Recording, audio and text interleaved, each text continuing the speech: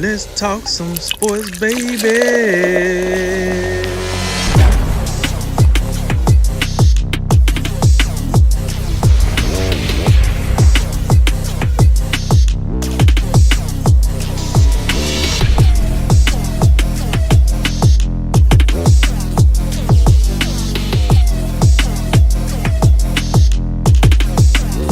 And remember, make tomorrow better than today and make today better than yesterday. And you know what we gonna do. We gonna holler at you until next time, baby. All right, we'll stay in the NFL with a big story out of Miami. The Dolphins are 3-3 after their bye week against the New York Jets on Sunday. Ryan Fitzpatrick was great again and has rallied them to 3 straight wins after an 0-3 start. However, it was announced today that 5th overall pick Tua Tagovailoa will become the starter this week as they work through their actual bye week and look ahead to the Rams in 2 weeks. The team says Tua is fully healthy and it was always intended for him to take over once he was ready. Tua will join stiff rookie competition, though, as both Joe Burrow and Justin Herbert have played well in their action this season. So, Drink, what do you think of your boy from Alabama getting the starting job? Well, you know what I'm saying. I hope everybody ready to see these pineapples get spent. But here's the deal. I've been waiting on this moment. Like, you know, I got a lot of respect for Tua. You know, Tua was one of those generational guys that came to Alabama. And I know a lot of people say it's Alabama. They always get generational guys. But not at quarterback. Quarterback was the one position. Two positions that I want to see a generational guy at this point for Nick. Quarterback and kicker. If I can get a generational kicker, I love that too. But, you know, that's neither here nor there. Tua came there and look, Nick was already considered the GOAT before Tua stepped in. And he came there and he got Nick Saban to embrace this wide open spread, pass the ball all over the offense. With the help of Lane Kiffin and everything. But, you know, it took a quarterback to really get Nick Saban to embrace this. Like, he wasn't going to embrace it until he got the right quarterback, and that was Tua.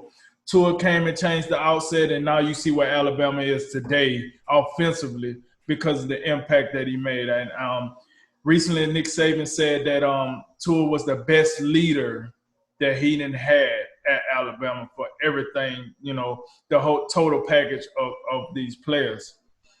With that said, you said it in the lead-in. Here's the problem. Two of your counterparts then came in here and they laid it down. They done laid the law down. Joe Burrow and Justin Herbert. That means, Tua, you can't come in here with the bull crap. I know you got the talent, but the problem is the injury. And this is what everybody's waiting on. Can you make it through the rest of this season without getting hurt? We know those ankles are softer than baby poop. But listen, we need you to make it through. Miami has talent.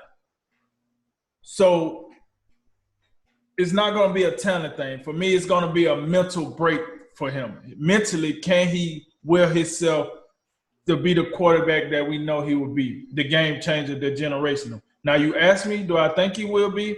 Absolutely. I think he will come in there and he do his thing. I am scared a little bit because of his injury history, but I got nothing but confidence in him. He has shown me nothing but a winning spirit, a competitive spirit, and I'm going to be quite honest. I have to say to myself, what did Brian Flores see that made him all of a sudden say, well, he came in at the end of the game in garbage time. I think I'm ready to start him, folks. He looked good enough for me. Ryan Fitzpatrick, for all intents and purposes, was playing good football for Miami. I mean, I thought this probably a pretty good start for him. I didn't think we would see Ryan Fitzpatrick get benched until he just played like some garbage game. But evidently Brian Flores felt like it's Tua time, and it's Tua time. And I think with the weapons that they got, he'll be able to do his thing. So with that said, I ain't got much to say until I actually see him play a full game against some ones. I'll come back and revisit this. But as of now, he has not shown me any reason to go against him starting. Let's do it, baby. You know what it is. King Tua in the building. Yeah, I think I've been pretty consistent on Tua for a long time now. The only reason that he wasn't the number one overall pick for me is the injuries. Even with Joe Burrow's just, once in a lifetime or once in a once in a century season. You know, you throw 60 touchdowns and, you know, you just unstoppable in every which way. Even with that, I felt like if Tua hadn't have been hurt, he would have been the number 1 overall pick. I think he was that good. That's the only reason, his durability. As far as the timing of it, maybe I think it might be a little bit sooner than what we expected. I've said I wouldn't have been mad at all if Miami had held him out the entire season. But one thing I will say, Brian Flores, I think we learned a lot about Brian Flores last year. You know, he took a team that, you know, on paper we looked at and we was like, well, you know, they're going to win a game at all. And he won 5, including go back to it. The last week of the season, in some way, shape, or form, that was the beginning of the end of the Patriots. When they won that Week 17 game and took a first round bye away from him. And Miami, even with Ryan Fitzpatrick, they're 3-3 right now, so they're on a good pace. I thought, much like Arizona in the NFC, I thought Miami could possibly sneak up on some teams this year. The reason why I have no problem with it and why I trust Brian Flores, and even though Ryan Fitzpatrick has been he's been fine, but we know what Ryan Fitzpatrick is. He's a journeyman guy. He's gonna have some hot streaks, and then he's gonna have stretches where he doesn't look like he know anything. And really? How did we even get a dude from Harvard playing in the NFL? How did that even happen? So to me, it's all about, if Tua's ready and he's healthy, then just put him in here and we'll see how it goes. As far as comparing him to Burrow and Herbert, I think individually there's been a lot to like about both of them. But don't forget this: they really haven't won much of anything yet. Burrow's 1-4-1, and the Chargers are 1-4. So, and I think if you look at each team, I think Tua's got the better coach, and I think the Chargers may be a little bit more talented overall, but I don't think the Chargers are that significantly better than Miami. So I think the only question is, I think we'll find out very quickly, is the first time he gets hit, when he starts taking some hits in the pocket. I think if you're an Alabama fan or you're a Miami fan, I think you're going to have some nervous moments, kind of some hold your breath type moments to see how he reacts. But if Miami can protect him, and I think they've done a good job kind of building up that line, but if he can be protected and he can get into some rhythm, they can get him in some rhythm, throw it on time. When he throws in rhythm, he's going to be as good as anybody, I think. So I'm excited for him. I think he's going to do well. And I think when it's all said and done, the health is the only question we'll have. Barring health, he'll turn out to be the best quarterback in this draft. Yeah, so this move was a little surprising. Obviously, like y'all said, you know, Ryan Fitzpatrick's played well. He's 7th in the league in QBR, and the messaging has been this isn't about how well he's played.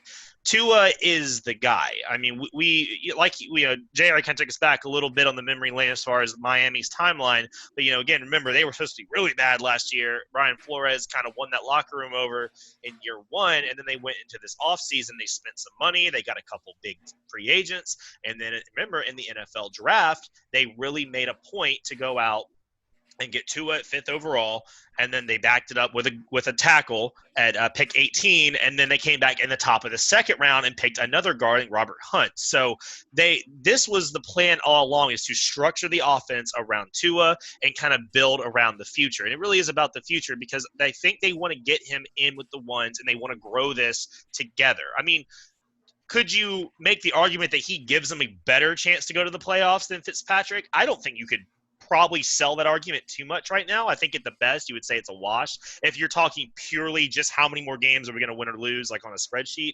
But the point more is we have to organically get this going together. And they're at a bye week right now. You know, they're riding high, they're feeling good, they're going to be practicing hard, everyone's locked in. By the way, I do want to issue a slight correction. I said they started 0-3. They actually started 0-2. They beat the Jaguars week 3, then they lost week 4 to the Seahawks in a close game, and they won their last 2 in big fashion. So minor correction there. But if you look at that schedule, guys, I mean, 21-11 to the Patriots week 1, not great. But then the Bills, they lost on the Bills by a field goal. I mean, it's a close game. You know, they got a big win against Jacksonville to kind of get the ship righted. And then they took the Seahawks. I mean, they probably give the Seahawks maybe their closest game. I think the Seahawks are another close one. But, you know, they played the tails off the Seahawks in a lot of games, a lot of people just thought they would get rolled. And then they've won big wins in the last two. So don't count this Miami team out as a whole. They're pretty good. I think there's a lot of evidence to say they might be not an amazing team, but they're going to be a competitive team. And it makes a lot of sense to go ahead and throw him in. He got 2 weeks on a bye week to get ready. You know, you're going to have the Rams coming up at home, you know, so he doesn't have to travel. It makes more sense when you think about it than the initial news may have led you to believe. But I think overall, yeah, the Dolphins just want to get this going right, and they want to go ahead and get him started. And I think a couple games to get it, you know, let him sit back and watch. You put him in, I think it's the right way to do it.